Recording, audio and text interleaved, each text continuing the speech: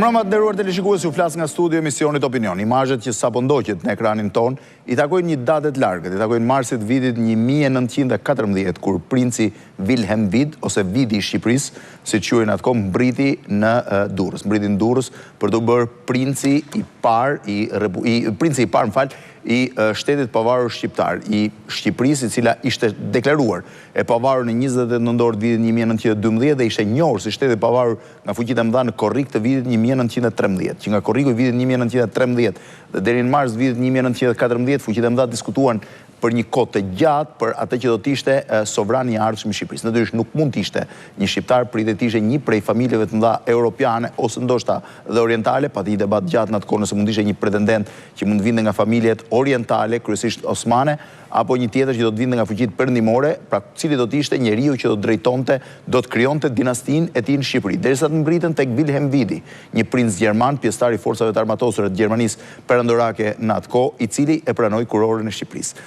E gjithë ajo që mund të quhet Aventura e Princ Vidit, një periudhë krejtësisht e panjohur në historinë ose kryesisht e panjohur në historinë e shqiptarëve, është përmbledhur një album mjaft interesant, të titulluar Princi i shqiptarëve, të zotit Artan Lame, një libër mjaft interesant, i cili përmes imazheve, shumica prej tyre që botohen për herë të parë, risjell historinë e atyre pak muajve të mbretërisë shqipe ose të principatës shqiptare të Princ Vidit. Në fakt, emisioni sotëm do të jetë interesant. Nuk do të jetë një emision vetëm me pyetje për përgjigje, po do të jetë një emision që shpjegon 6 muajt e mbretërisë të mbretërimit të Princ Vidit përmes fotove. Pra, zoti Lame duket mjaft interesante, duke nisur nga kjo foto e parë, që është dhe fotoja e kopertinës, nuk e di nëse mund të ma nxirrni këtë foto të parë, që është shumë interesante. Është mbritja, është Princ Vidi që flet me një fshatar shqiptar. Përpara se t'ju pyes, pra të nisem imazhin, doja t'ju pyesja, çfarë gjuhë mund të fliste Princ Vidi me këtë malsor duket paktën nga veshja në një prej vend fortifikatave duhet të jenë, që bisedojnë. Rreth Durrësit. Blendimi mbrëma, më dogje një gjysmë përgjigje time me pyetjen tënde, në kuptimin që të gjithat e epokë unë e përcaktoj dhe pikërisht prandaj kam gjetur këtë fotografi për kopertinën, si përpjekjen e dy botëve aliene me njëra tjetrën, ç'do të thënë dy botë aliene? Që përpiqeshin të bashkëjetonin, por që nuk arrinin të kuptoheshin dhe nuk kishin gjuhë të përbashkët, jo thjesht në kuptimin lingvistik të fjalës. Pra ju thoni edhe nëse Princ Vidi do fliste shqip ose malsori do fliste gjermanisht, po ta kthesh albumin në faqen e fundit, jo në kopertinën e pasme, është një frazë me dorëshkrimin e Vidit e shkruar në shqip. Pra ai mësoi edhe shqipen. Un kam kenë shumë kënaqur me ju pa këtu e me fol me ju. Ju fala shumë Vilhelm. Bëhet fjalë për këtë frazë këtu. E ka shkruar me dorën e tij. Me dorën e tij, po. Pra, nuk është thjesht çështje, prandaj them nuk është çështje nga pikpamja lingvistike, të flisin të dy shqip ose të dy gjermanisht. Ishin dy botë tërësisht aliene, të dyja në shumë raste me qëllime të mira, por që për shkak të mosnjohjes të njëra tjetrës, të kodeve të njëra tjetrës, ishte praktikisht e pamundur. Ishin aq larg njëra tjetrës, ishte Shqipëria që po dilte nga perandoria osmane, nga një mesjet lindore, dhe Evropa që ishte në kulmin e Belle Époque, në kulmin e zhvillimit saj, këto të dyja tani u munduan të përpjekë. Shqipëria ishte një botë orientale në atë kohë, tipike? Tipikisht orientale. Ç'do të thënë tipikisht orientale? Do të thotë që ajo shtresëza e shoqërisë së re shqiptare, borgjezisë së re dhe intelektualëve nuk ishte e trash as sa një cipës qepe, që në raport me gjithë shoqërinë shqiptare që ishin gjithashtu intelektual kryesisht të shkolluar po në Orient. Në Orient, po sidoqoftë ishin njerëz që dinin çfarë ishte tashmë globi. Nuk e di nëse regjia do të nxjerrë përpara se të kthehemi sërish tek Princ Vidi, tek ata që unë konsiderova kandidatët për të zgjedhur mbretër Shqipërisë. Pra kush ishin njerëzit që fuqitë e mëdha i përzgjodhen për të arritur tek Princ Vidi. Nuk e di nëse mund t'i tregojmë, lutem merrni. Është një aventurë gati. Nuk e di nëse regjia mund të ma sjelli, po. Blendi, si çdo gjë në Shqipëri që kalon e ekstrem, edhe çështja e kandidatit të princit në Shqipëri kalojnë në ekstrem. Në ç'kuptim? Në kuptimin që për shumë shtete ballkanike kur ishte përcaktuar monarku kish patur kandidatura. Po për asnjë prej tyre nuk kish patur aq sa pati në rastin e Shqipërisë. Përse? Pati shumë kandidat për mbret të Shqipërisë? Sepse e para pati jashtëzakonisht shumë, ky është Izet Pasha, ishte marshalli i ushtrisë osmane në atë kohë. Izet Pasha. Me origjinë shqiptare, nga origjinë të largët shqiptare, por nuk dinte shqip, por u përfol si një nga, sepse fillonte problemi si një nga kandidatë, u fillonte problemi tek do vëm një monark në këtë Shqipëri. Po ky do të jetë lindor apo perëndimor. Dhe Izet Pasha ishte një mareshall i Osman. Mareshall Osman. Në ushtrinë osmane ka vazhduar dhe karrierën pas rënies perandorisë osmane, vazhdoi karrierën në ushtrinë turke, derisa u bë marshall. Në luftën e parë botërore ka luftuar në front e kështu me radhë. Nuk besoj se era rasti ndonjëherë të kthehej në Shqipëri. Jo, fare. As nuk kaloi nga Shqipëria. I dyti personazhi i dytë duket shumë evropian. Po, Franz Nopça, baroni, një albanolog i njohur, shumë i lidhur me Shqipërinë, një dashnor i vërtet i Shqipërisë, austriak, por që bën pjesë tek ata kandidatë që nuk kishte shumë shanse, të themi që mund ta kapte të përzgjidhej. I tjetri ta përzgjidhin. Ky është nipi i Napoleonit. Një stërnip nga të vëllezërit e Napoleonit, i cili edhe ky u fut në atë listën e kandidatëve në momentin kur ishte një nga tezat që të mos ishte një nga familjet aristokrate tipike evropiane, por një nga të aristokracisë së re. Dhe u fut një nga niprit e Napoleonit. I cili po ashtu nuk fitoi, quhej? Jo, Roland Bonaparte. Roland Bonaparte. Jetonte në Francë? Po. Këtu jemi prapë dalim në lindje. Po. Ky është nga të Muhamet Aliut të Egyptit. Fuadi apo? Jo Fuadi direkt. Një nga ajo familje, sepse një nga princit e familjes Muhamet Aliut, Muhamet Aliu i Egyptit, tani duke qenë vetë me origjinë shqiptare, prap ideja që ta lidhim, të gjende një nga këto familje që mund të kishin një peshë specifike në Shqipëri. Pra përveç peshës që do të jepte vetë titulli që po i sillte Evropa, po të kishin një peshë specifike në Shqipëri. Pra vinte nga një familje shqiptare që mbretëronte në Egjipt dhe që mbretëruan gjatë deri në vitet 53-54 të shekullit 20. Po tjetri? Pastaj ishte një tuf princi gjerman, ky është një prej tyre, në mos gabohem i bie tjetë, po Princi Moritz i Charlottenburg-Lippe, një nga princit gjerman, mos harrojmë që Gjermania kishte, sepse Gjermania ishte pazari i Evropës për princat pa punë. Pra gjenin një princ që s'kishte punë. Ja, pa lëvizur më përpara, kthehemi tek ai përpara. Gjermania kemi parasysh që pas bashkimit, pra pas 870-s, kishte mbi 360 princa që ju shuan principatat sepse u bashkuan nën perandorinë, nën Vilhelmin, nën perandorinë gjermane, këto mikroshtetet. Dhe kishte mbi 360 princat pa punë. Dhe kudo ku dilte nga një fron i lirë, dilte gjithmonë një as një princ gjerman. Pati shanse? Jo, pa shanse serioze. Ky është një nga të bijtë e këtij, e Sultan Abdulhamitit.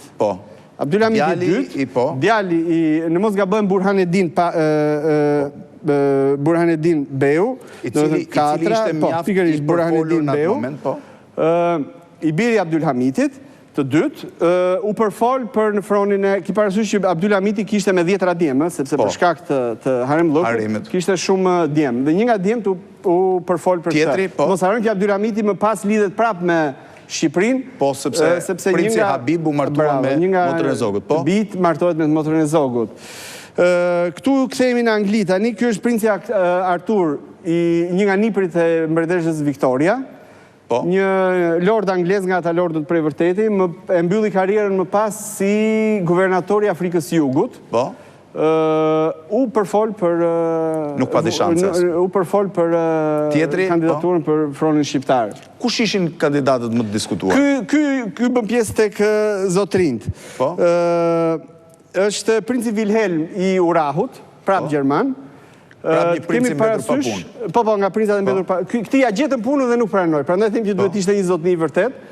Në kuptimin që në 917-ën kjo u caktua për mbret i njërës prej vëndeve baltike. Dhe nuk pranoj? Pranoj fillimisht, me qënë se patën propozuar Gjermanët, pas lufte, parlamenti i vëndeve baltike e thiri, pra hajde thanë sepse i e përzgjedhur, dhe tha mua më ka propozuar një vend që humbi luftën, kështu që nuk kam moral të vi. Gjë shumë e vështirë të ndodhi sot që të të ofrojnë një vend për të bërë mbret dhe të mos pranosh. Këtu jemi një tjetër francez, një tjetër princ francez, Pa shanse dhe ky të kapte, sepse francezët quheshin si vend me interesat dytësore në Shqipëri. Njëkohë që parësore ishin italianët dhe austriakët. Kështu që këto vende kishin pak gjasa që të... Megjithëse pastaj këtu ndryshonte pra politika evropiane që thoshte as ka vendet parësore nuk duhet të zgjidhen. Këtu jemi pikërisht ato që thamë vendet parësore. Është një nga vëllezërit e Viktor Emanuelit, një duk italian, i cili u përfol se me qenë se austriakët po nxirrnin disa asa nga mënga, atëherë edhe italianët thanë po nxirrim dhe në asat tonë. U përfol për fronin shqiptar, nuk... Fotoja tjetër, po? Atëherë rikthehemi sërish në fillim. Mungojnë disa, megjithatë s'do mos harroni një element tjetër. Një element tjetër prapë ke kandidaturat, që ndoshta gjatë rrjedhjes fotografive kishte humbur, janë dhe disa kandidatë shqiptarë. Po? Shqiptarë të mirëfillti, pra jo thjesht nga... Që janë? është një nga këta Don Giovanni Aladro Castriota, pikërisht ky, madje po të shohim kjo është një kartolinë e kohës. Po? Të cilën ai e prodhoi dhe shpërndau në Shqipëri pikërisht për të krijuar një Princ d'Albani, Princi i Shqipërisë. Deja, si më thën, paraqitej me titullin Princi i Shqipërisë. I Skënderbeut. Një nga familja janë të paqarta çik ato lidhjet realisht me Skënderbeun, megjithatë po i marrin të mirë qëna. Por këta kishin pak gjasa, është një nga gjikat e Rumanisë të cilët pretendonin, por këta kishin pak gjasa të fitonin sepse s'kishin mbështetje, nuk kishin një fuqi mbrapa që t'i sponsorizonte. Sponsorizonte një kuptimin financiar, por kuptimin politik. Rikthehemi edhe një herë tek fotot e para. Pra kjo është një nga momentet e Princ Vidit kur ai tashmë kishte mbritur në Shqipëri, është fotoja më signifikative e librit. Mund të vazhdojmë me fotot e tjera, lutem? Regjia që të vazhdoj. Kjo është këtu është në të ri, kemi parasysh që Princ Vidi ishte... Atëherë, Vidi është një nga këto 360 principatat e shuara gjermane, që u bashkuan brenda perandorisë gjermane, dhe familja vazhdon dhe sot në Gjermani. Qendra ku kanë dhe kështjellën që është akoma, është në Neuwied, është një qytet në Gjermani. Madje parathënia, përfitoj nga rasti, parathënia e librit është bërë pikërisht nga kryetari i bashkisë Neuwiedit, kryetari aktual i bashkisë Neuwiedit. Dhe ai vazhdonte karrierën si shumica e tyre që kishin vetëm dy shtigje në jetë. Sepse nuk bënin zanate, o ushtri o diplomaci. Këto dy zanate mund të bënin. Kish filluar, si princat kishës, kish filluar që ishin shekull 18, do në ta i shekull 19-20, preferonin këto dy zanate mund të bënin. O në ushtri, ju thoni që familja e Princ Vidit do dhe të ndesë sot në Gjermani. Përse Princ Vidi vetë është i varrosur në Rumani? Këtu është me familjen, është fare i ri, me teatrin, i cili është i funksionar i perandorisë. Kështu që ai kishte zgjedhur karrierën ushtarake, ata ishin 3 vëllezër dhe në momentin që fuqit përzgjodhen Princin, pastaj do themi edhe diçka më tej se pse përzgjodhen pikërisht këtë. Në atë moment u përzgjodh që midis këtyre 3 djemve i vogli duhet të shkonte, sepse djali tjetër duhet vazhdonte linjën e Princllëkut në Gjermani. Pra djali i madh vazhdonte linjën në Gjermani, ndërsa djali i vogël kalonte në Shqipëri, me kushtin që asnjë nga familja tjetër, edhe nëse ky mbetej pa trashëgimtar, nuk mund të pretendonte, sepse duke qenë një kuror e fituar, jo e trashëguar, nuk mund të kishin pretendime vëllezërit e tjerë mbi atë kuror. Ky është delegacioni shqiptar që shkon. Ky është një pjesë e delegacionit me në krye të famshmin e Sat Pashën. Përdor atë. Këtu është Sat Pasha, duke shkuar në Neuwied për të paraqitur kurorën, pra për të bërë rritin, themi, zyrtar të paraqitjes kurorës. Kjo është fotografi deri diku e panjohur, deri diku e njohur. Është panjohur në pjesën kryesore të saj. Nuk e vënë në diskutim, sepse po. Do thoja që duke qëndruar kjo fotografi në parim njerë, në momentin që fuqit tani vendosin që do vej filani, në fronin shqiptar, dhe natyrisht u përcaktua tani që një dërgat nga nobilit, themi nga sojlint, nga zotrinit e këtij vendi, duhet vi tani në Neuwied, në Gjermani, ti ofroj kuronën, ti ofroj fronin. përgatitet kjo. Si u përzgjodh? Vallai ka shumë bryla ajo Blendi, ai momenti për zgjedhjes së asaj dërgate. Është normale, do të fillojnë brylat me njëri tjetrin pse ai po unë. Siç ndodh gjithmonë, fuqitë morën një vendim që asnjë nga dy shergjinjtë e mëdhej, tre shergjinjtë e mëdhej të Shqipërisë, si konsideroheshin Ismail Qemali, Esat Pasha dhe Princ Vidit Pasha, i Mirditës. Pra, Ismail Qemali si të themi një nga të fortët e jugut, Esati si një nga të fortët e qendrës dhe Princ Vidit Pasha si një nga të fortët e katolikëve, asnjë nga këta tre nuk duhet të jetë në këtë dërgatë. Pranuan të tre me zotni lëk, fillimisht, dy nga këta e mbajtën dhe u treguan zotni, pra Ismail Qemali dhe Princ Vidit e mbajtën premtimin, Esati arriti me ato makinacionet e tij të hynte në dërgatë dhe të bëhej dhe kryetar i dërgatës. Pra Esat Pasha ishte kryetari i dërgatës që i paraqiti kurorën Princ Vidit. Është këtu në fotografinë mos gaboj. Po, vazhdimisht mundohet të qëndrojë në qendër. Pra është Princi, të mos shkëputet. E shoqja e tij Sofia apo jo? Atëherë, në qendër të fotografisë, në qendër të fotografisë qëndron Princi me uniformë dhe princesha Sofia, e cila në këtë moment do merrte titullin princeshe e Shqipërisë, dhe natyrisht në krah qëndron Esat Pasha.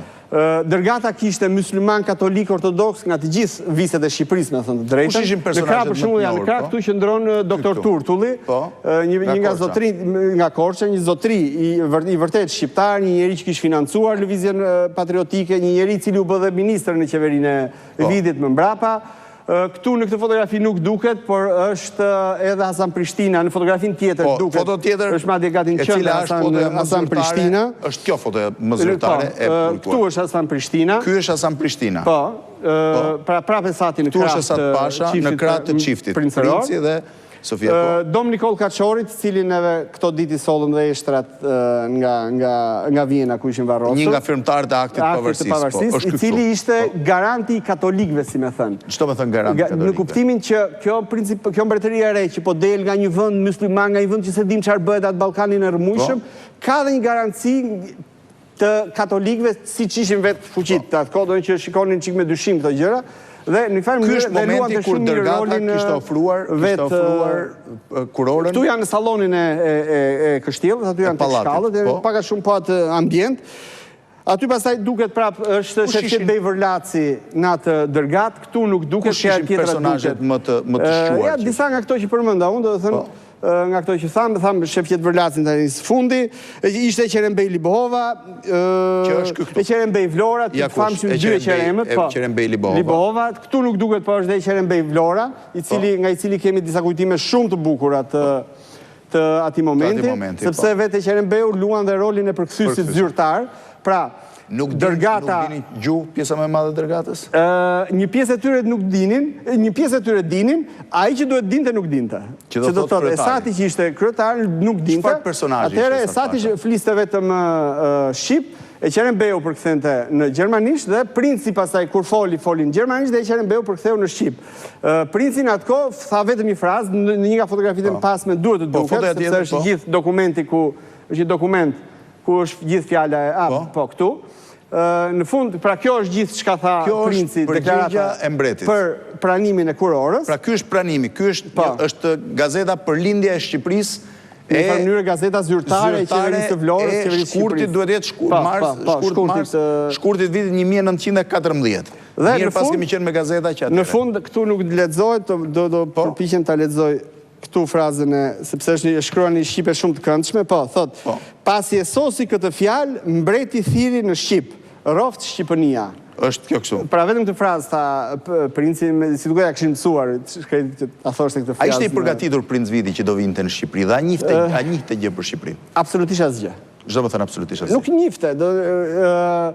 Ti përpara disa ditësh kisha ambasadorin amerikan këtu, i cili tha që deklaroi që përpara se të vija në Shqipëri as e kisha dëgjuar. Po.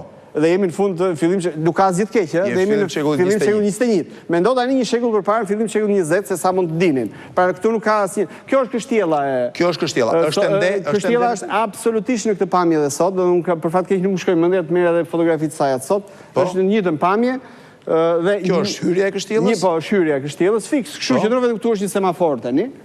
Po, normal, sepse kanë filluar. Po, këtu është dërgata duke hyrë. Dhe është një kështjellë e banueshme tani? Kështjella është e banueshme, ku ata nuk qëndrojnë aty. Familja Vidit. Sepse po, punojnë poshtë e përpjetë në Gjermani dhe mblidhen vetëm një herë në vit, si me thënë gjithë familja. Familja. Pra është një kështjellë bosh. Ajo përdoret për evente sot. Do të është e hapur për vizitorë dhe për evente. Pra që do të thotë në kështjellën e Princ Vidit bëjnë dasma. Evente, kam frikë se imazhi shqiptar për evente është pak i ndryshëm nga imazhi gjerman. Do të thënë ata nuk bëjnë dasma në për këto gjëra, bëjnë konferenca apo. Pra, vjen të mbetet kështu. Ky është momenti kur dërgata ka mbërritur për të hyrë në kështjellë. Në kështjellë. Po. Në këtë moment ka dhe një element tjetër tek të themi ofrimi i vazhdoni me foto tjera. Tek ofrimi i kurorës, tek përzgjedhja pra e princit. Një nga ata që bën presion për përzgjedhjen e tij është edhe mbretëresha e Rumanisë, mbretëresha Elisabeta e Rumanisë, e cila ishte tezja e Vidit dhe kishte një lloj luan të ato kartat në prapavit, të themi, sepse kemi parasysh që Elisabeta e Rumanisë është një grua shumë e famshme, në atë kohë ajo i njihej edhe si shkrimtare, një me pseudonim Carmen Silva, shkruante libra e kështu me radhë, hynte ka ato gratë e kolte dhe kulturuara të kohës, dhe ajo bëri goxha presion me sa kishte mundësi ndërhyrje të ato njohjes të familje që t'i jepej një mbretëri. T'i jepej një mbretëri. Po. Kjo është foto zyrtare e Princ Vidit? Kemi këtë element tani. Po. Momenti që ky njeri u caktua që do vesh në këtë vend, ku ase njihte njeri dhe ase kishte ide njeri, ishte domosdoshme që t'i bëjë e njohur figura këtij populli. Normal, jemi në një epokë ku nuk ekziston. Nuk ekziston as televizori, nuk ekziston as internet, nuk ekziston as gjë. E vetmja mënyrë ishte o gazeta ose kartolina, madje kartolina më shumë se sa gazeta. Do unë si koleksionist e them këtë që kartolina ka qenë deri në vitet 30 elementi publicitar. Jo, janë mbi 50 kartolina të ndryshme. 50 kartolina të ndryshme me pamje të Princ Vidit. Paktën 50 kam skeduar unë. I cili duhet dilte një burr i bukur i gjatë. Absolutisht gjithmonë me uniform. Pra, në ata që punonin për PR-in nga mbrapa, në kuriz, imagjinoni që në këtë popull, këtu është me uniformë ushtarake. Princ Vidi i Shqipërisë. Po, këtu është me uniformë ushtarake. Foto tjetër? Në gjitha është me uniformë ushtarake, gjermane ose shqiptare. Ja, sërish kjo. Edhe këtu vazhdojnë me uniformë. Pra, është një tjetër foto. Në imazhin e shqiptarëve duhet të ngulej si ushtarak. Sërish prap, edhe kjo është foto. Të gjitha kanë një digitur, vazhdoni me tjetrën. Dhe këto shpërndaheshin në Shqipëri falas, ose dërgoheshin me post me... Sërish Në qoftë se qëndrojmë ke kjo kartolin, ka një element shumë interesant. Këtu është prapë me uniformë ushtarake, mirë po nga që e ka gjoksin shumë të mbushur me kryqe, në një po vinde në një vend, dhe këtu hynë ato çështja e alienëve që thamë, të gjuve që nuk takojshin një tjetër. Musliman, ku kryqet mund të atë ç'kanë bërë tani? I kanë pikturuar, ndoshta shpresoj që në televizion të duket më mirë, i kanë pikturuar mbi këtë kryqin që ka këtu një gjysmëhan. Po, këtu e shoh. Ashtu dhe, pikërisht për t'ju treguar aty shqiptarët që shikonin që ore mirë, që nga me kryqe, po pas ka dhe një gjysmëhan. Pra ishin mënyra truket vogla për ta paraqitur. Mbreterimi i Shqipërisë. Po, kjo është një poster i bërë nga patriot shqiptar pastaj. Pra jo është përgatitur nga shqiptar. Po, nga shqiptar. Është pak idealizuar, do të thotë është pikturuar. Ishin të lumtur me idenë që vendosja një princi vulloste, garantonte në mënyrë absolute A e pritën mirë Princ Vidin, a u kënaqen shqiptarët për Princ Vidin? Apo dhe këtu ndahet në intelektualin dhe populata veç? Duhet dhe është domosdoshme që njerëzit kuptojnë një ndarje shumë të fortë të shoqërisë shqiptare, unë do thoya të paktën në 3 shtresa. Në shtresën e atyre që për shkak të një vazhdojnë kartolina. Kjo është mbretresha. Po, mbretresha e Shqipërisë. Mbretresha e Shqipërisë, Sofia. Ndahen ata shqiptarë... Sa vjeç ishte mbretresha në këtë foto? Kemi parasysh tani që Princi është datlindja e 75-ës, do 1875, i bjet 25-39 vjeç kur u përzjodh. Këtu janë me të dy fëmijët, thot është gjermanisht, princesha Sofi e Shqipërisë thot, me princeshën Eleonor, vajzën, dhe princin Karl Viktorin këtu. Me që jemi ke kjo fotografi, kemi parasysh që pas ardhjes në Shqipëri, të 2 fëmijë dhe Princ Vidit, Princi i pagëzoi me emra shqiptar për t'ju afruar, si me thënë, popullit vet. Princesha u pagëzua Donika dhe Princi Skënder në si një thirrje të Skënderbeut, mbajtën këto emra shqiptar. Pra ishte 39 vjeç, Princi duket goxha më në moshë.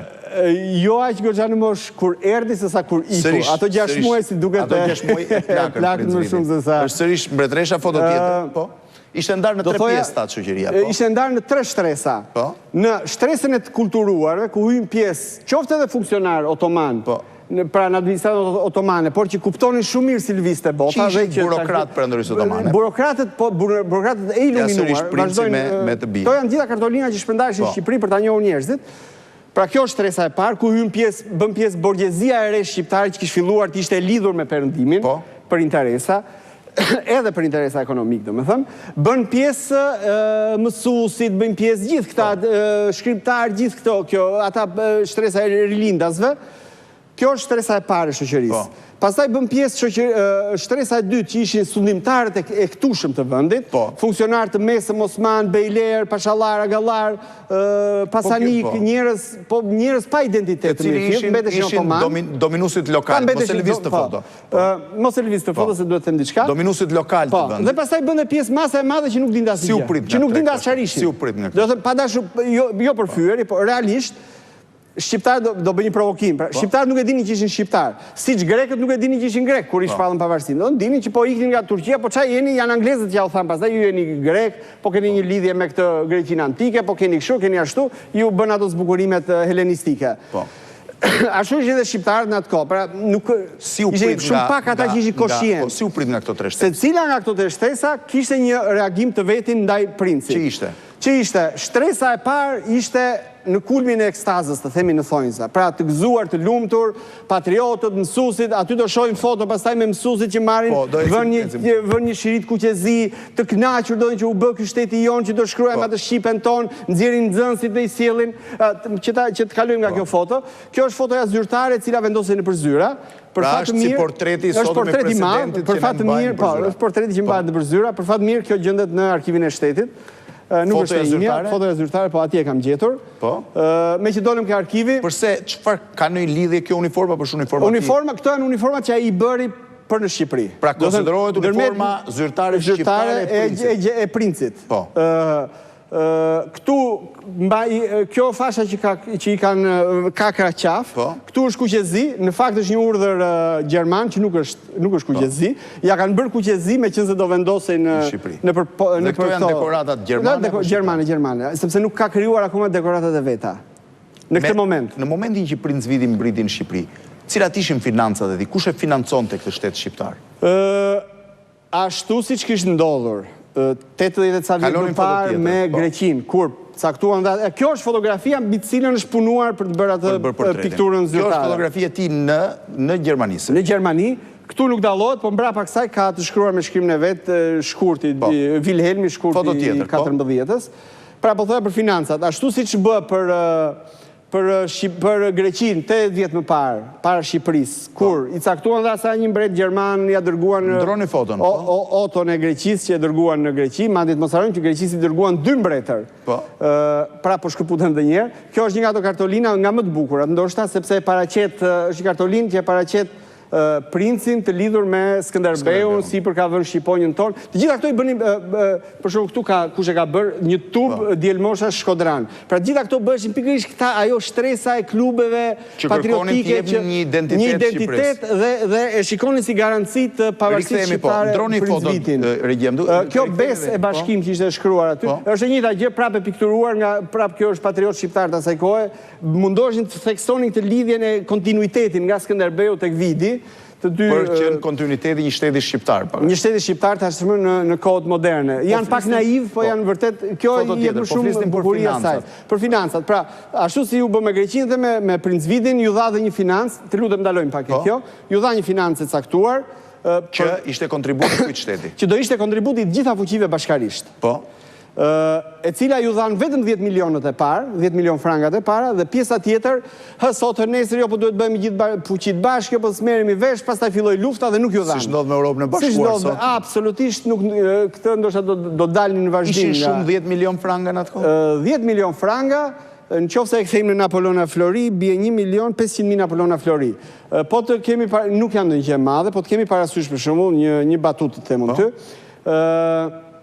kur Vidi bëri një nga ato planet e famshme që do sulmonin kundër kryengricëve kur u rrethua Durrësi, dhe u përgatitën 5 kolona që do sulmonin në shpinë kryengricit, dhe ishte gjitha strategët thanë që kësaj radhe shpëtuam nga kryengriti i Xhamilit. I hoqim qafe. Dhe një nga kolonat që do vinte nga veriu ishte një kolon me katolik që duhet ta sillte Princ Vidit pasha. E cila kur erdhi puna, nga 5 kolona nuk erdhi asnjëra. Nuk erdhi asnjëra, sepse të pesta u tretën rrugës. Po them rastin e Princ Vidit pashës, i cili u tret rrugës, sepse ai paguaj nga princi 1 frank në ditë për çdo mirëditor. Dhe ai mendonte sa më vonë ta zgjasu këtë punë që të vete deri në Durrës, aq më shumë marr para, sepse nga 1 frank merrte Princ Vidit, nga cila 10 centi shkonin malsorit. Dhe ai e zgjaste tani, me ditë vinte vërdall në Përishëm, madje plaçkitën ishmin atëre, vinte vërdall në Shëngjin dhe nuk vinte në Durrës, dhe natyrisht 500.000 Napolona Flori nuk janë pak. Duket sigur nuk janë pak, por nuk janë në gjë e madhe. Mos harrojmë, pra të thash se sa kushtonte një ushtar në ditë, 1 frank në ditë. Atëherë nëse e marrim rreth $200 një Napolon Flori, bëhet sap se sa vete, po këto 500.000 Napolona ishin për gjithçka, duke filluar që nga ato që thamë në fillim, pra që nga uniformat e flamurë dhe historira, e deri tek pagesat e të gjithë këtyre, e gjithë oborri që mbahej këtu. Një shumë për afër mos gaboj për 20 milion apo 200 milion? 20 milion dollar. 20 milion dollar. Mos harrojmë që me ato para u blen munici, u blen mbi 20.000 pushk, mos harrojmë që me ato të cilat u tretën të gjitha dhe u vodhën dhe nuk arriti asnjëra këtu. Sepse ca i merrte sati çonte në Tiranë, ca i merrnin këta tjerët, merrnin pushkët dhe iknin ktheheshin në shtëpi. Historira shqiptare. U blen 2 bateri me topa Skoda artillerie që u vendosën në Durrës, cilët mbanin larg rebelët vazhdimisht. Pra, me këto para bëhesh, gjitha këto. Kthehemi te kjo kartolinë. Mbahej oborri, mbaheshin përfaqësi diplomatike. Kjo është fotografi apo vizatim? Këto vazhdojnë të jenë kartolina të ngjyrosura, ishte e modës në atë kohë që bënin fotografi bardhëzi, i ngjyrosnin vetë dhe botoheshin si kartolina. Kartolinë e Durrësit. Në qoftë se qëndrojmë një sekondë këtu, për të thënë ku jemi këtu. Në këtë pikë këtu sot është banka e Durrësit. Këtu është banka e Durrësit. Po, mu këtu. Godina e bankës që është në krah të portit. Po. Kjo është dogana turke, në atë kohë. Ky ishte porti Durrës. Ky molja këtu prej Druri ishte porti. Që tjetë pak a shumë kur hyrja sot me e portit. Aty i bie, sepse është mbushur. Dhe kjo është mbushur. Ky është i famshmi Konaku, që ishte godina e guvernatorit turk të Durrësit, pra e mytesarifit Durrësit, e cila u përshtat për pallat mbretëror. Që i bie tjetë pak a shumë të ketë qenë. Jo pak a shumë, po fiks në vendin mu në fillim të rrugës tregtare. Ishte mu brenda në rrugë. Në fillim të rrugës tregtare. Pra aty ku është sot rruga ka qenë deri çfarë viti? Ajo ka një histori shumë të gjatë, sepse pas si ikën Princ Vidi, hynë rebelët dhe u plaçkit natyrisht, sipas traditës tonë që vjedhim pas e mësë hymë, po. I plaçkisim, u plaçkit për fat keq. Pasi u plaçkit, u grabit dhe erdhi vala e dytë e grabitjes, hoqën dritare, dyert dhe këto gjëra. Në 916-ën, gjatë tërheqjes italianëve, sepse në 16 këshin italianët në Durrës, gjatë tërheqjes italianëve dhe ardhjes austriakëve, italianët këshin depozituar gjithë municionet për para kësaj, se i ngarkonin anije. Në fund nuk i merrnin dot sepse ishin shumë, i vunë zjarrin dhe hodhën erë municionet dhe u hodhën erë dhe një pjesë e godinës, pra u dojtë, si më thëmë, godina. Në kohën pasaj në 920 can, 22-23, unë kam fotografitë saj të rënuara fare, dhe kur u bë plani urbanistik i Durrësit që hapte rrugën tregtare, u shëmburafshua totalisht dhe sot nuk ka asnjë pra nuk ka asnjë shenjë të pallatit ajo është selia e parë e shtetit shqiptar tashmë zyrtar. Selia e dytë, sepse ka qenë selia para e Vlorës. Të njohur. Atëre, kjo është një kartolinë. Po kalojmë te foto tjetër. Shiko, Blendi, të kemi parasysh një gjë, pa dashur të heq asnjë vlerë Vlorës, se Vajhalli, njohja nga fuqit është një akt ndërkombëtar, është një akt shumë i rëndësishëm. Jo, padyshim. Domethënë, ne mund të themi sa duash që Kosova shpalli pavarësinë në 1990. Jo, të lutem Blendi. Ne mund të themi sa duash që Kosova shpalli pavarësinë në 1990 dhe shpallën pavarësinë. Derisa nuk e njohën fuqit, nuk ka asnjë, do të thënë, ty mund derdhësh gjak sa të duash, por gjaku jot shkon humbur sepse janë fuqit ato që vendosin. Ky është sërish Konaku. Këtu është sërish Konaku, këtu është periudhën përpara se të vi. Në fakt kjo është prap kartolinë gjermane me pikërisht që thot këtë gjë, do në Durrësi thot kryeqyteti i ri i Shqipërisë me rezidencën mbretërore të Princit Vidit. Këtu është konaku ende pa u restauruar, sepse kur do vinte, edhe mos harrojmë, po me ato 10 milion franga u bë komplet restaurimi i konakut, duke sjell punëtorë dhe gjithë manodopera dhe gjithë materialet nga Italia. Pra dhe punëtorët që punuan dhe materialet ishin italianë. Kanë ardhur, për kuriozitet, në arkiv të shtetit kam gjetur dhe një fotografi të punëtorëve italianë, është një grup i punëtorëve italianë që pozojnë përpara largimit nga Shqipëria. Njëri prej adjutantëve të mbretit thot në kujtimet e tij që problemi më i madh ishte që nuk izolonin dot pallatin nga minjt. Kishte problemi përgjithshëm i Shqipërisë në atë kohë. Këtu për shembull është po rezidenca, dallohet kanë mbaruar e restauruar, pra janë vënë kanatat e dritareve. Edhe diçka, janë rreth 35 doma thonë. 35 doma kishte pallati. Po, ishte 4 ore, me një obor të vogël midis. Këtu duket që pallati, kati i parë i gjithë është bërë me dritare, sepse ishte pa dritare, pra ju hapën dritare për të pritur njerëzit. Bezdia më e madhe thonë këta në kujtime. Në këtë vend ishin dhe banimi dhe zyrat. Gjitha. Pra dhe zyrat e shtetit shqiptar, të mbretit. Zyrat e shtetit janë qesharake sepse i shkreti e Qerembeu Vlora, thotë që Durrësi s'kishte asnjë vend ku mund të bëje zyra, se s'kishte godina. Unë thot mora 3 çadra, i vura në kodrën e Durrësit dhe i vura një letër ke dera Ministria e Jashtme dhe ato 3 çadra ishin Ministria e Jashtme e shtetit shqiptar. 3 çadra në majtë të kodrës. Në majtë të kodrës Durrësit. Ishin Ministria e Jashtme e shtetit shqiptar. Ndërkohë që Princi Vidi jetonte në pallat bashku me jetën dhe me zyrat e tij dhe po quaj sallën e pritjes së gjitha. Ky është momenti i restaurimit. Salla e këtu vazhdon pa momenti i restaurimit. Kishte një sallë froni. Kjo porta që shohim këtu është ajo që quhet Porta Aurea. Dhe është porta hyrëse e rrugës Egnatia që vjen nga Italia, kalon detin në Durrës dhe hyn këtu dhe vazhdon në Selanik për të vazhduar Egnatia, do të thënë nëpërmjet Shqipërisë, Elbasan vazhdon për në. Pra kjo është porta hyrëse në Ballkan e rrugës Egnatia. Nuk ekziston më tani? Është e rëndë ta them. U gjetën pjesë të rënojës së saj. Poshtë kur u hapën themelet për një pallat, ishte pamundur shkiste nga do historia të ndalohej dhe aty u ndërtuajnë pallat. Një pallat normal në vend rrugës Egnatia. Foto tjetër, ky është momenti i restaurimit, pra, që ky është pallati me ngjyra. Po është bërë shumë i bukur duket. Flamurin me një flamur kuqezi për dhënë elementet. Kjo lulishte që shohim këtu, gjithë kjo lulishte, kur bëm planin rregullues italianët, në kujtim të kësaj lulishte, e cila ishte zhdukur ndërkaq sepse ishte hedhur kur u hodh në erë, ajo lulishtja që është përpara portit, hyrjes portit në Durrës, është fiks vendi ku është kjo lulishte. Pra lulishtja që është përpara portit. Po, e kanë bërë me këtë koncept ata, një vijim i lulishtes konakut. Po. Që është ka qenë në këtë formë atje, që duket një lulishte që jep pamjen e një vendi normal. Po, krahasuar me. Po foto tjetër. Mjafton të shikohet se çfarë kaosi është në rrotull. Në pjesën po. Vazhdojmë me foto tjetër. Administrata turke kishte koqja, kishte varur. Kjo është sërish momenti i tu ka hyrë Princi sepse është ngritur flamuri. Foto tjetër. Me që jemi këtu ke flamuri, do thoja një element. Të lutem nëse mund të kthehemi. Foto pararse. Një nga dhuratat që na la Princi në pa e ditur që ishte, që po na linte një dhuratë, është filmimi, ai filmimi me cilin ju hapët emisionin, është filmimi i parë në histori i flamurit shqiptar duke valuar. A është filmimi i parë? I parë që ekziston në histori i flamurit shqiptar duke valuar. Pra flamuri që ndronte në majtë të pallatit mbretëror dhe ka dhe disa fotoja tjetër, më duk mjaft interesante. Tregon një moment kur Princi ka mbritur. Vazhdojmë këto. Kjo është hyrja e konakut. Princi mbante disa, të themi, disa nga shoqëruesit shqiptar i kishte kërkuar vetë që të ishin të mbanin veshjet popullore shqiptare. Të tre, këta janë... A ky është oficer roje? Vetëm ky gjandari këtu është me uniformë ushtarake, ndërsa të gjithë të tjerët i mundohen të mbante me uniformën me atë veshjen shqiptare. Ja, vazhdon, po e njëjta ide, me atë veshjen shqiptare. Vazhdojmë me foto tjetër. Në këtë fotografi të lutem. Të gjithë në kujtimet e tyre, të gjithë ekipi, që nga Duncani, që ishte sekretari i tij, Heaton Armstrongu, që nga e kështu me radhë, thonë që një nga bezdit e Princit ishte që çdo shqiptar që kalonte në rrugë aty, donte të kthej takon të Princin. Si?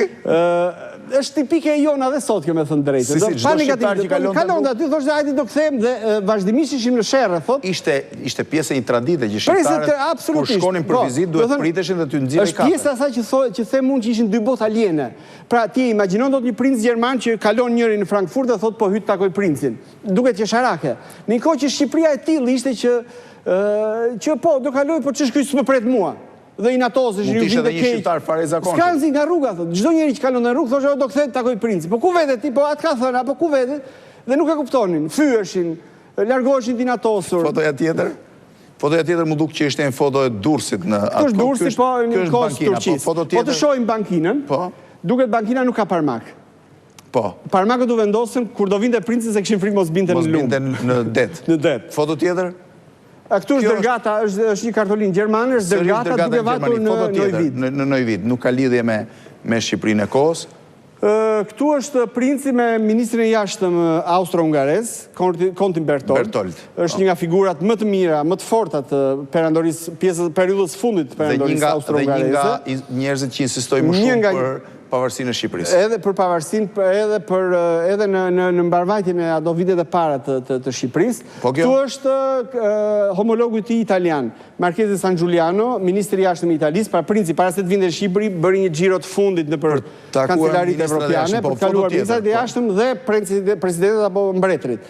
Mos harrojmë që i ra kryqi, kjo është shumë interesante kjo foto, një minutë, mos harrojmë që në ato 2 javë para se të vinte në Shqipëri i ra kryqi Evropës nga Londra në Shën Peterburg. Ky duhet jetë një moment në një hotel. Këtu është në Rom, në hotelin Excelsior në Rom, dhe me qenë se, ku kishte vajtur në Rom për të takuar Viktor Emanuelin dhe San Giulianon, me qenë se qëndronte tashmë si monark i një shteti të ri në Rom, ishi detyruar hoteli të ngrinte flamurin hoteli ngre flamurin shqiptar sepse mbreti i Shqipërisë është hera e parë që në Rom ngrihet flamuri shqiptar. Pra mund të quhet një vizitë zyrtare e mbretit shqiptar. Po, dhe ata këtu duket pak keq, është një shqiponjë shumë e deformuar sepse akoma s'kishin ardhur flamujt e rinj dhe u detyruan ngrihen një flamur shqiptar.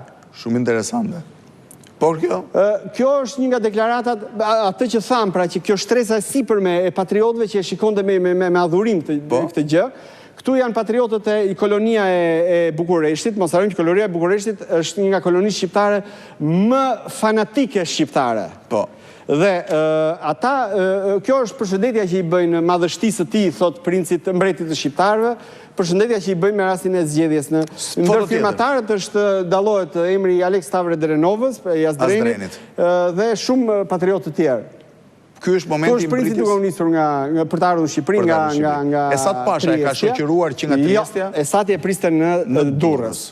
Këtu është në Trieste duke u nisur nga Triestja. Po. Ky është duke zbritur tani nga është Esat Pasha në Mosgabë. Jo, nuk është akoma Esati. Po. Ky është momenti që pam filmimin hapës. Shoqëru sekretari. Ky është një moment nga që ne pam në filmimin hapës të misionit. Është një nga ashtu duket, por nuk është tamam ai, se këtu është në Durrës, ndërsa filmimi që keni juve është në Trieste. Momenti kur po nisën. Ky është momenti ku janë vendosur parmakët. Dhe duket që ndryshon ngjyra me vetë bankinën, bankina është e vjetër, parmakët janë sapo vënë të rinj. Po. Shiko, me këtë element nuk është thjesht për çështje kurioziteti. Dhe ky është Turhan Pash Përmetin, mos gaboj, kryeministri. Prit, pa shpjeguar këtë. Dua t'ja prap një element pozitiviteti, jo thjesht të princit, por çdo më thënë kontakti me botën. Ka më mira elemente të tilla, si ky që nga elementet qesharak, pra vendosja i parmaku të ri. E deri tek gjërat serioze, të cilat ndryshojnë për shkak të gjërat e mëdha ndryshojnë për shkak se tani jemi një mbretëri e re, tani jemi të lidhur me një botë e cila është shumë serioze dhe i do gjërat e bëra mirë.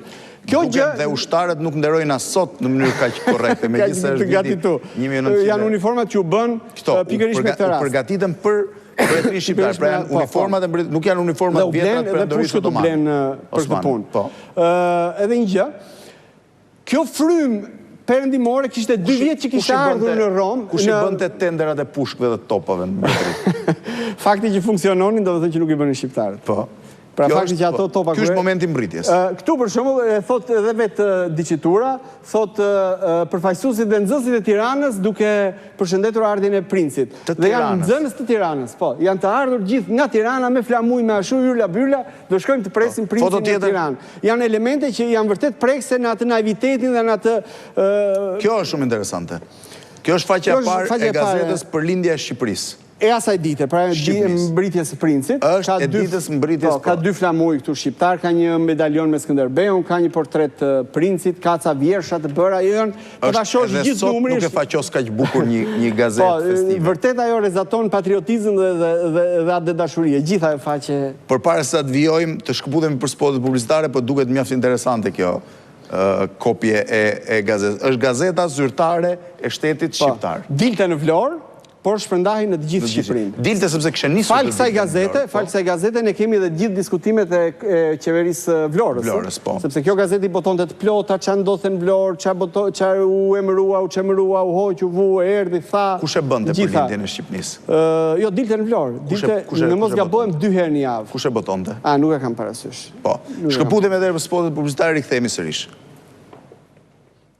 Jemi rikthyer sërish në transmetim në këtë emision të fokusuar tek 6 muajt e mbretërisë shqiptare të Princ Vidit, marrë nga një album i botuar nga studiusi Artan Lame. Jemi fokusuar në një shpjegim të 6 muajve të mbretërisë shqiptare, kryesisht përmes fotove. Në pjesën e parë kemi treguar për zgjedhjen e princerve ose kandidatëve për fronin mbretëror shqiptar, zgjedhjen e Princ Vidit, dërgatën shqiptare që shkoi për t'i ofruar atij kurorë dhe ja pas filmimit që kemi dhënë në hyrje, Princ Vidi që mbrin në portin e Durrësit, portin e restauruar të Durrësit, nëse mund të quhet i restauruar një port i vjetër otoman, me një bankinë Durrës bashku me parmakët që ishin vendosur me rastin e mbritjes. Është Princi, mbretresha. Jo, nuk është Turhan Pasha e është Esat Pasha. Esati, ja ku është Esati. Tani ka ndodhur një ndryshim. Ky është Artan Armstrongu. Prandaj ka një sekretari. Cili është personin? Jo, ky këtu është Esati. Esati, ndoshta nga fotografitë më tej duket, Esati ishte civil. Po. Kishte porositur në Gjermani uniformën. Po. Kur arriti Ania, mori varkën, shkoi me varkën Anie, u ndrua nga civil veshi uniformën ushtarake, me këtë që paraqitet këtu, dhe zbriti tokë me Princin i veshur me uniformë. Donte me çdo kur janë këto truket e vogla të shqiptarëve, hilanjos, të politikanëve hilanjos shqiptar, që deshi të shfaqej përpara shqiptarëve, i veshur njësoj si Princi dhe në krah të tij. Çfarë personazhi ishte Esat Pasha? Esati është një personazh shumë i kodifikuar në Shqipëri, pra i është vënë një emër tradhtari dhe nuk merret me njëri me të dhe kaq thuhet tradhtari dhe për çdo gjë tradhtari. Esati është një nga figurat më brillante nga pikpamja e aftësive dhe dinakërive të perandorisë. S'ka të fare ignoranca. Bie më shumë, duhet të jesh akoma me i Zoti që duke qenë ignorant ta arish të çash përpara. Po. Nuk ishte në shkollë veçantë, nuk ishte nga këto gjëra. Ishte makiavelist i pa shoq. Ishte njeriu që ndoshta njihte më mirë se kushdo shqiptarët. Dhe kuptonte si duhet sillej që nga me atë lypsarin e rrugës e deri me Princin. Dinte t'i mashtronte gjithë duke i parë në sy. Dhe shiste të gjithë ata që mund ta blinin. Po, është ky është Esat Pasha në një farë mënyrë. Në këtë moment kur po i afrohen. Këto janë duke zbritur prapë. Duke zbritur, po fotoja tjetër duket që është afruar në krah të Princit. Jo, janë një varg fotografish tani dhe kartolinash. Sërishja, po. Që janë të pritjes në Durrës. Po, vazhdojmë me tjetrën. Kjo është shumë interesante për shkak tregon pikërisht të pjesën popullore, janë nxënës të Durrësit dhe me mësuesit e tyre. Janë të veshur me uniformë. Me veshjet me qeleshën kokë. Kanë vënë mësuesit duket që kanë vënë nga një fashë kuqezi në krah, nxënësit kanë ca flamuj me kuqezi në duar që i tundin. Do thënë duket që kushdo që e ndjente veten shqiptar dhe që ishë mësuar tashmë që po bëhemi shtet me vete, e ndjenin me shumë pozitivitet ngjarjen. Vazhdojnë në njëta pamje nga pritja popullore asaj dite. Ajo nga ana tjetër. Kjo është fotoja zyrtare. Kjo është po një nga fotografitë e para zyrtare, duke zbritur. Dhe ky është Esat Pasha në mes. Esati gjithmonë mundohet të mos i shkëputet në çdo moment për të paraqitur para njerëzve me motivacionin. Nuk mund të jemi parë, por nuk i lë njeriu vendin e dytë. Si shpjegohet që Esat Pasha, megjithëse gjendet në të gjitha rastet në shumë pranë mbretit, njërë del andej, njërë del këtej, po vazhdimisht. Po ja sërish del në anën tjetër, nuk arriti të bëhet kryeministër, po vetëm ministri i mbrojtjes dhe ministri i brendshëm. Janë ca limitet. Dhe përse kryeministër u bë Turhan Pashpërmeti. Edhe për njerëzit, Turhan Pasha është një figurë, është një funksionar shumë i lartë i perandorisë osmane. Kjo është përfaqësia e Gjirokastrës, të lutem. Kjo është përfaqësia e Gjirokastrës. Të ardhur nga Gjirokastra për të pritur... Nga Gjirokastra për të pritur Princ Vidit. Për të pritur Princin në atë ditë. Pra, pëse u bë Turhan Pasha? Turan Pasha ishte një funksionar, ja këtu është Esati me uniform, janë duke pritur 2 orë përpara se të vija nia, është me uniform civile, duke folur me generalin Dever, ky është koloneli Thompson, ky është generali Dever që ishte komandant i gjandarmerisë ndërkombëtare hollandeze në Shqipëri. Turan Pasha është një figurë e lartë e perandorisë osmane, është ambasador në 10 vjet e fundit, ka qenë ambasador i portës së lartë në Shën Peterburg, është një njohës shumë i mirë i kulisave ndërkombëtare, por një njohës i keq i Shqipërisë.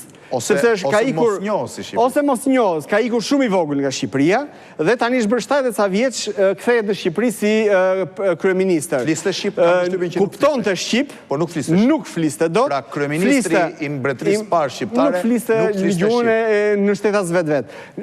Do të thënë, shqiptarët i flisnin shqip, ky ju përgjigjej turqisht. Po.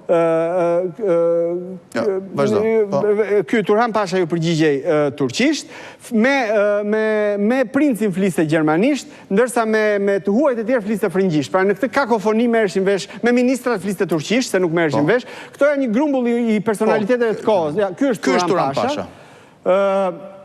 Për të thënë se sa figurë që nuk binte në sy ishte Turhan Pasha, kemi parasysh që në librin e famshëm të Teki Selenicës, Shqipëria në 27-ën, nuk ka foto të Turhan Pasha, dhe jemi në 27-ën, pra jemi vetëm pak vjet pas Vidit, dhe atje është vënë bosh vendi i Turhan Pashës, dhe thot, Teki Selenica thot, fytyrën thot e këtij shqiptarit të madh nuk e gjet më dot. Por duket se këtu thot Këtu thotë kryeministri i Mbretërisë, këtu është në Berlin. Se të bërë një xhiro dhe ky në kancelarit evropiane. Duket që trajtimi takon trajtimi normal. Është një zotëri i lartë, po, është një zotëri i lartë otoman, me thënë të drejtën. Pra ky është kryeministri i dytë i Shqipërisë mbas Ismail Qemalit. Them që po të ishte gjallë Kadri Roshi, do kishte qenë një nga ëndrat e tij për ta luajtur si rol, sepse i ngjan në një mënyrë të pabesueshme. Po, këtu është me konsullin austriak në Durrës, janë në hyrje të konakut. Kishte pasur një karrierë brillante në perandorinë otomane. Shumë të gjatë dhe shumë brillante. Dhe ministri jashtë. Megjithëse tani ta haj drejt, jo, ministri jashtë. Tani kanë dalë ca hije edhe për të si figurë është normale, nuk ka pse të fshejmë. Kuptimin që, të lutem ndalojmë kjo fotografi, në kuptimin që kanë dalë disa informacione sipas të cilave kur ai ishte në ambasadori portës lartë në Shën Peterburg, ishte i blerë nga rusët. Kjo ndodhte rëndom. Kjo ndodhte dhe një nga arsyet që pse ranë menjëherë dakord turqit, dhe ky pranoi menjëherë të vinte kryeministër në Shqipëri, kishte nuhatur që turqit e kishin marrë vesh që ky ishiste tek rusët, dhe ishte një mënyrë e butë për t'u larguar. Atëherë po dal nga Stina duke u kthyer në Shqipëri. Këtu është Turhan Pasha me Esat Pashën dhe me generalin Dever që ishte komandanti i gjandarmerisë. Esat Pasha, Turhan Pasha dhe generalin Dever. Esati mos harrojmë që është generali i parë i ushtrisë shqiptare, pra në vargun e gjatë nga cilët Treçereku janë pushkatuar të generalëve të ushtrisë shqiptare të këtyre 100 vjetëve. Esat Pasha është generali i parë shqiptar, me grada. Shqiptari i parë që ka marrë grada. Generali të ushtrisë shqiptare. Se generali të Turqisë ishte sa duash. Është Esat Pasha Toptani. Po gradën e mori vetë, ja dha Mbreti. Ja dha Mbreti. Më vonë, po general me 1 yll. Më vonë, pastaj në 16 vuri vetë 2 yjet tjera dhe u bë general me 3 yje. Ai vuri vetë yjet? Po, kur ishte në Selanik. Kush ishin njerëzit më të rëndësishëm? Esati ishte njëkohësisht ministri i brendshëm dhe ministri i luftës. Kjo ka qenë thyerja e parë e patriotëve, shqiptarë me Princ Vidin. Momenti kur ky njeri që ishte me kaq probleme, arriti të akaparonte 2 postet. Këto ishin forcat ndërkombëtare, oficerë të gjandarmerisë ndërkombëtare holandeze. Hollanda ka një rol të jashtëzakonshëm në Shqipërinë, që me qeverinë e Florës, pra u dërgua një... Sërish janë... Këtu figurë që bie në sy është Princ Vidit Pasha. Ky është Princ Vidit Pasha. Do thënë Princ Vidit Pasha i Mirditës, kapitani i Mirditës. Prenk, sepse është trajta katolike e titullit Princ. Bib Dod ishte emri, Pash, sepse ishte Pash i Turqisë. Bib Dod ishte emri, Prenk ishte Princ. Prenk Bib Dod Pasha i Mirditës. I cili është me forcat e tij katolike. I cili është me katolikët e vet, dallohet këtu një prif, sepse katolikët shkonin kudo me priftat e tyre në krye. Janë rrethinat e Durrësit. Tu janë në Durrës. Prenk Bib Dod Pasha edhe ai kishte një karrierë shumë të gjatë me Turqinë, e kishin arrestuar, e kishin lëshuar, e kishin bërë princ, e kishin bërë pash. Kjo është foto shumë interesante. Ktu është Fanoli në Durrës, i cili mbriti në atë kohë. Mbritin qëndroi shumë pak, si duket e pa që nuk gjeti ambientin e vet. Mbritja e Fanolit në Durrës, në vitin 1914.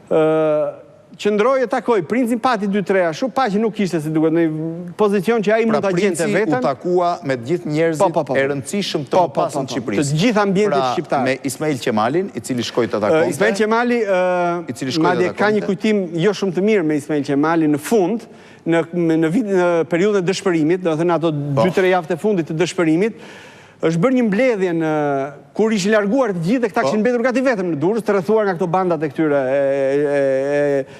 dumbabistëve, dhe bërë një mbledhje ku ka qenë dhe Ismail Qemali.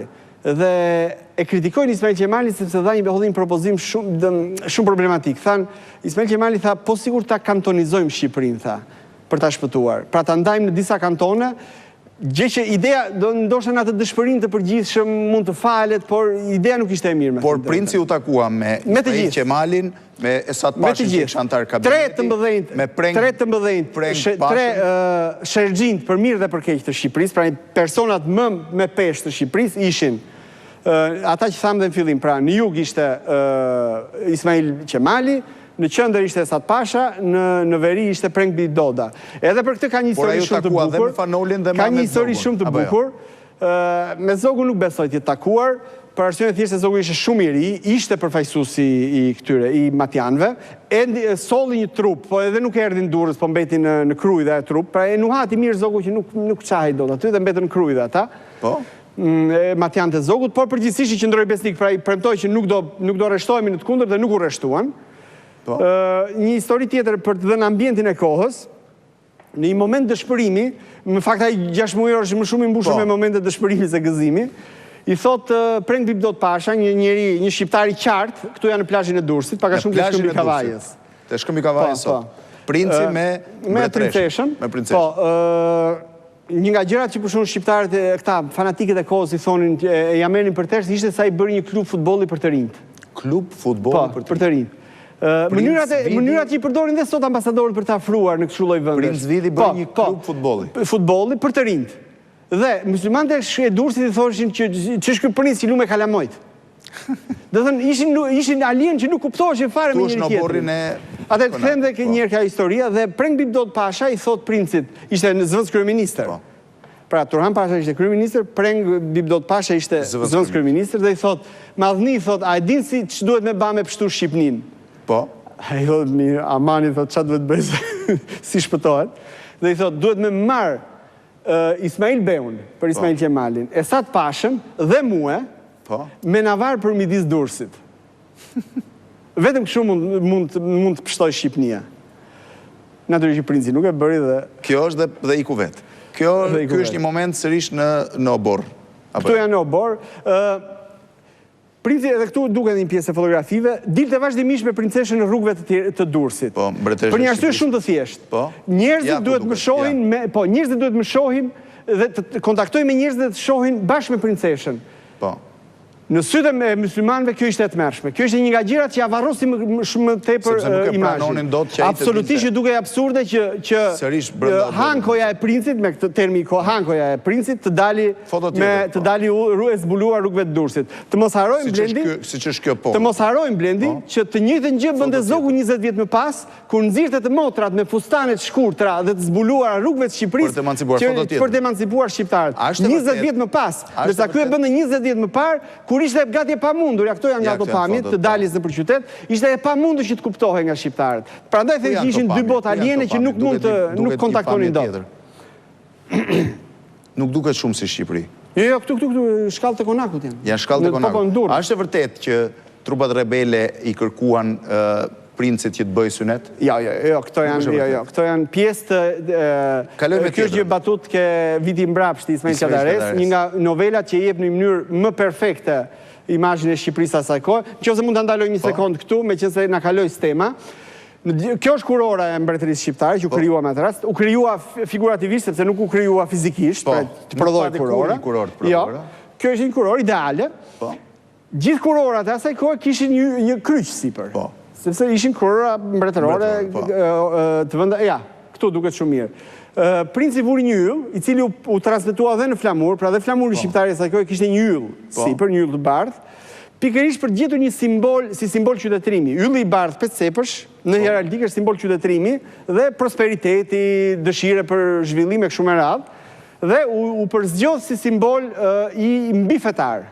Pra një vend me 4 religione. Ylli tjetër që pamë më mbrapa. A ylli tjetër që me probleme, dërsa ky është, mos harrojmë që ylli i bardhë mbeti në flamur deri në vitet 20, deri nga 23-24, e gjejmë në për vula dhe në për stema, përdorej. Ja, vazhdojnë dhe Durrës, madhëritë e tyre dalin në Durrës, në për qytet. Këto janë pamjet të mbrojtjes Durrësit, nga do shëtiste me princeshën dhe me fëmijët. Dhe me fëmijët me vete, dhe kur ishte evakuuar. Mos harrojmë që deri në vitet 30, njerëzit punonin në... Se asërish është një nga... Shëtitjet në për Durrës. Njerëzit dhe funksionarët punonin në Durrës dhe ktheshin darkë Tiranës se Durrësi konsideroj me malarie. Dhe me gjitha të, a ju mundua të rinde me gjithë familjen sa më në kontakt me njerëzit. Kjo është pamje e Durrësit të asaj kohe. Kjo është pamje e Durrësit, kartoline të asaj kohe. Kartoline asaj kohe. Ky është një moment tjetër ku ai inspektimi trupas mund të quhen. Këtë e thonë, për shembull, e thonë se prapa çështja e botëve të pakontaktueshme. Foto tjetër. Të gjithë thonë atko që të gjitha që erdhën shoqëruesit e tij thonë që na bën përshtypje, thonë që si ka mundësi që në një vend ku janë të gjithë armatosur nuk shikon njerëz me uniforma. Po. Sepse shqiptarët nuk e njihnin uniformën. Pra ishin në një kohë që në çdo vend evropian atëherë armë mbante vetëm ai që ishte ushtarak. Ja sërish. Dhe për ta ishte një përmbysje skeme që gjithë ishin civil, po ishin gjithë me armë, të gjithë qellonin dhe s'kishte asnjëri me uniformë. Foto tjetër. Ishin elemente si më thënë të botëve të inspektimin në kodrat e Durrësit. Kush e kërcënoi Princ Vidin? Këtu janë duke dalë nga xhamia e Durrësit, është Princi me Esat Pashën. Ai bëri një vizitë në të gjithë komunitetet, shkonte rregullisht në të gjithë komunitetet. Të vazhdon politika ta bëjë sot. Shkon ke të gjitha. Dhe Durrësi kishte të përfaqësuara 3 komunitete. Të 3 komunitetet, dhe katolikët, dhe ortodoksët. Pra është dalja nga xhamia e Durrësit. Po. Shikoj, për të thënë dy fjalë për kryengritjen. Kryengritja e Durrësit është pjesërisht një keqkuptim shumë i madh. Po. Domethënë, është dhe një pjesë e fanatikëve pro-otoman, cilët nuk donin ta kuptonin që mbaroi kjo. Këtu është Princi me Isa Boletinin dhe me kolonelin Thompson. Një ditë para vrasjes, jo, është Armstrongu gjithmonë. Esati ku shkrepeshin pushk nuk ishte. Isa Boletini, Princ Vidi dhe koloneli Thompson. Esati ku po dëgjonte pushk nuk e gjeje Esatin fshi. U vra një ditë më pas. Këtu është një ditë para vrasjes, koloneli Thompson. Isa i erdhi në Durrës dhe i qëndroi, i dha besën dhe i qëndroi besnik deri në fund. Isa Boletini, Princit. Princit, jo si Princit, shiko, nuk duhet ta shohim Princit si Princi person. Është institucion. Do thënë si institucion. Kush e vrau kolonelin Thompson? Raporti i vdekjes që ekziston dhe sot në arkivat hollandeze thot që ka një vrim plumbi në qafë që i ka prerë karotiden, i ka prerë... Kush e qelloi? Në mbrojtje të Durrësit. Nga kush? Nga rebelët. Rebelët ishin përgjithsisht shtresa pro-otomane shoqërisë shqiptare, më vonë filloi të merrte edhe disa elemente, realisht filloi të merrte disa elemente kundër bejlerëve, por për shkak të këtyre elementeve kundër bejlerëve, nuk mund ta justifikojmë si revoltë, sepse shkatroi Shqipërinë. Do në momentin e saj më të dobët, revolta shkatroi Shqipërinë. Ishin një masë e madhe e Esat Pashës. Esati do në një moment caktuar nuk mante me ujë pilafi, e përzun nga Shqipëria. Një minutë, mbetemi këtu për të shkuar deri te rebelët. Esat Pasha ishte i lidhur me forcat antiqeveritare në atë kohë? Esati ishte i lidhur me të gjithë kundër të gjithëve. Po. Dhe u detyroi të largohej. Esati kryesisht paguhej nga italianët. Po. Princi vet në kujtime thot një frazë shumë ironike, thot që kur kontrolluam shtëpinë e Esatit nuk gjetëm dokumenta komprometuese, për arsyeën e thjeshtë se Esati nuk dinte shkrim e këndim. Kështu që nuk mund të kishte dokumenta. Dhe Esat ishte ministri i mbrojtjes. I mbrojtjes dhe i mbrojtjes, i mbrojtjes dhe i brendshëm. Pra gjithë forcat u përzu me betimin që nuk do kthehej në Shqipëri. Betim që nuk e mbajti, betim që nuk e mbajti sepse u kthye menjëherë sapo u largua Princi, 2-3 ditë pasi u largua Princi, ai erdhi menjëherë. Përse italianët e nderojnë ushtarakisht Esat Pasha? Italianët ishte personi i tyre në Shqipëri. Për italianët ishte një... Kjo është ura e Dajlanit në Durrës, ku është e famshmja poezie Fanolit, te ura vraponi o bura, poezia për vrasjen e Thompsonit. Sot, ky vendi ke mbikalimin Durrës, në hyrje të Durrësit. Po. Ndërkohë, forcat rebele pra përbëheshin nga kjo ushtria. Trupat e Vidit. Trupat e Vidit. Trupat rebele ishin përgjithsisht kjo shtresa ignorante, po në kuptimin jo negativ fjalës ignorante. Do thënë ajo fshatarësia që kishte jetuar gjithë jetën i kthehemi kësaj fotografie, këta janë vullnetar rumun. Vullnetar rumun. Nga erën vullnetarë në mbrojtje të Princit nga gjithë Evropa në atë kohë, lloj-lloj aventurierësh, lloj-lloj qeflinj, me pagesë. Ky është një repart vullnetarësh rumun, cilët i dërgoi e famshme ajo që thamë mbretëresha Elisabete e Rumanisë.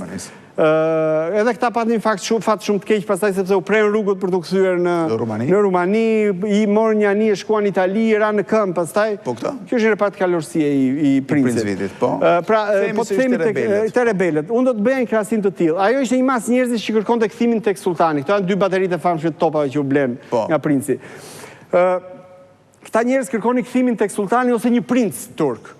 Ishin njerëz që kishin humbur privilegje, ishin njerëz që kishin lindur dhe ishin rritur në atë regjim dhe nuk e kuptonin dot si mund të dalim nga ai regjim. Dhe që priheshin nga xhiruara. Po do të bëj një krahasim. Ajo që ndodhi në Shqipërinë në 90-ën, çfarë mendon ti do ndodhte Blendi, sikur Bashkimi Sovjetik mos kishte rënë, po të ishte akoma, ne të kishim marrëdhënie me Bashkimin Sovjetik dhe Bashkimi Sovjetik të financonte në Shqipëri një parti pro-komuniste. Natyrisht që do kishte sa të duash që do t'i mbeteshin besnik asaj linje. Ky është varrimi kolonelit Thompson. Ky është varrimi kolonelit Thompson, por të lexosh të gjithë fashët janë të gjitha nga patriotët shqiptar që e qanin vërtet këtë figurë që ranë në mbrojtje të Shqipërisë. Ky është një patriot shqiptar, është prodhuar një kartolinë, për të është një patriot shqiptar i vrarë në mbrojtje të Durrësit. Në mbrojtje të Durrësit. Në dëshmorët e parë të gjithë ata që janë vrarë nga ky krah, pra nga krahu i Princit, janë të gjithë njerëz me gravatë, njerëz të kollarisur. Pra njerëz me shkollë, njerëzit që patriotët e vërtet, pra ishin kjo pjesa e iluminuar. Ishte Axhi Qamili që i printe rebelët. Axhiu del më vonë në fakt si del në një moment të dytë. Shiko, këto janë infermierët, jo, lutem kthehemi. Kthej edhe një herë, po. Këto janë infermierët austriake që solli Vidin në Durrës, dhe infermierët nuk mbanin kryqet kuqe në fashë, por mbanin gjysmë hëna. Për të munduar të preknin sa më tepër afër, akoma s'ishte krijuar gjysmë hëna e kuqe atëherë, por kishin vënë gjysmë hëna. Infermierë austriake që qëndronin në front. Po, të cilat mjekonin pa dallim dhe rebelët dhe çdo njeri që paraqitej aty. Vazhdoni pak më. Kjo është e trisht në fakt kjo foto, sepse është fotoja kur 2 ditë pas ikjes së Vidit, Princit, pra Vidi ikë në 3 shtator, kjo është diku në 5 ose 6 shtator, duket që shenjat e plaçkitjes në konak, dhe është ngritur flamuri turk. Pra, ky është flamuri turk. Pra me ikjen e Princ Vidit, forcat që quhen hynë në Durrës, ulën flamurin shqiptar dhe ngritën flamurin turk. Të njëjtën gjë që kishin bërë disa ditë më përpara në Vlorë. Edhe në Vlorë rebelët hynë në Vlorë, ulin flamurin shqiptar nga rezidenca Ismail Qemalit dhe ngritën flamurin turk. Kjo është prapë nga mbrojtjes të Durrësit. Po, vazhdojmë. Edhe një element fundit, prapë me kryengritje, do thoja këtë gjë. Shumë nga ata njerëz të cilët kishin luftuar kundër Vidit, të cilët u bashkuan me kryengritjen, me rebelimin kundër Princit në... Ky është... Ja, të lutem ta mbaroj, le ta mbajmë këtu. Pra, shumë nga ata njerëz cilët u ngritën kundër Vidit në 14-ën, u ngritën për Turqinë në 14-ën, mjaftuan pak muaj më pas, pak ide nacionaliste që të ktheheshin dhe të bëheshin patriot të flakt. Në kujtimet e një avokati dursak, avokat Myshketës, unë kam lexuar dhe ai thotë që ai e jep me emër për një dursak që thotë që kishte luftuar me Axhi Qamilin kundër Vidit dhe thotë vetëm pak muaj më pas i bija kokës me grushta për atë që kishte bërë. Dhe në 920 u vra në Vlorë kundër italianëve. Pra u kthyen, do thënë ishin me muaj ndryshonin njerëzit, po për fat keq ato pak muaj i munguan Shqipërisë të forcojë. Ky është monumenti kolonelit Thompson në Holland, në Hag. Të kemi parasysh, po kjo është fotografi e sotme. Të kemi parasysh që Thompson ishte ushtaraku më i lartë holandez i vrarë në shekullin 20. Është ushtaraku më i lartë holandez i vrarë në shekullin e 20. Dhe ai u vrarë në mbrojtje të Durrësit. Logjikisht duhet ishte Shqipëria që ta financonte këtë. Durrës ka qenë një monumenti Thompsonit, i masakruar për fat keq, është monumenti i parë i ndërtuar në Shqipëri, në 23-shin. Monumenti i parë i ndërtuar në Shqipëri është koloneli Thompson. Çu bën? Ja, këtu është Princ Vidi në pleqërinë e vet, para monumentit të Thompsonit. Princ Vidi para monumentit të Thompsonit në Hag. Në Hag. Kthehemi edhe një herë, çu bën me monumentin e Thompsonit në Shqipëri? Ndoshta do dalim më mbrapa, monumenti ka qenë aty ku është monumenti i Ulqinakut, i muja Ulqinakut. Pra, ato 3 topat që janë të vendosur, janë të monumentit original, Shtylla është hequr dhe është vendosur, shtylla me monumentin është hequr dhe është vendosur... Kur u hoq, në cilin vit? Në vitet 50. Deri nga vitet 50 ka qëndruar. Pra Thomsoni ka qenë... Deri në vitet 50. Dhe pse hoqën? Nuk e lvizi Zogu, nuk e lvizi Italia, nuk e lvizi Gjermani, nuk e lvizi Enver Hoxha në fillim, deri nga vitet 50, diku nga vitet 50-60, ndoshta në atë valën e spastrimit të revolucionar. Po vala e spastrimit revolucionar. Ndërkohë që Thomsoni ndoshta ja vlen të përfitojmë që si dëshmor. Jo, ai monument nuk i përcaktohej thjesht Thomsonit, thuhet Thomsoni dhe dëshmorëve shqiptar. Pra ishte për të gjithë? Për të gjithë. Ajo plak bronzi ekziston akoma. Po? Nuk ka rëndësi se ku, sepse nuk kam frikë se përfundon për skrap. Ja, ky është monumenti. Po. Pra, këto 3 topat janë akoma atje. Po, dhe kjo baza është. Po. Është hequr vetëm kolona dhe shqiponja. Dhe kjo është i plak bronzi, me skalitur, e cila është në Durrës. Më mirë mos e themi se mos zhduket përfundon për skrap në Maltëzi. Do kisha ëndër si kur Bashkia e Durrësit apo Ministria e Kulturës të rindërtonte monumentin. Theksoj dhe njerë, është monumenti i parë i ndërtuar në Shqipëri. Kush e ndërtoi? Në vetë qyteti Durrësit në vitet 20. Është ndërtuar në 23-shin. Nga vetë qyteti Durrësit? Vetë qyteti Durrësit. Cila ishte, si tuash, cili ishte fati i mpasëm i Princ Vidit? Princi ikën në... Se të tosha karriera, po... Princi ikën në... Shtator 1914. Nuk abdikon, por bën një deklarat që thotë që këto janë shqiptarë të Amerikës me portretin e Princ Vidit dhe të Skënderbeut në luftën e parë botërore, në kohën e luftës parë botërore. Merë pjesë në luftën e parë botërore në ushtrinë gjermane. Nuk në luftë merë pjesë bëhet general i ushtrisë gjermane me titullin Konti Krujës. Konti i Krujës, në ushtrinë gjermane? Në ushtrinë gjermane. Po më pas? Pas luftë vazhdon të rigjet në jetë private. Dhe ka vdekur, nuk abdikoj kur. Zogu i bëri një numër shumë të bukur që i funksionoj shumë mirë. Pra, në momentin kur u kthye pas përmbysjes së qeverisë së Fanolit, si duket ata juristët kishte rrotull, ja kanë sqaruar shumë mirë të punë. Dhe i thanë që në qoftë se ti do shpallesh i pari këtij vendi, do shpallesh mbret nuk shpallesh dot sepse ja vazhdon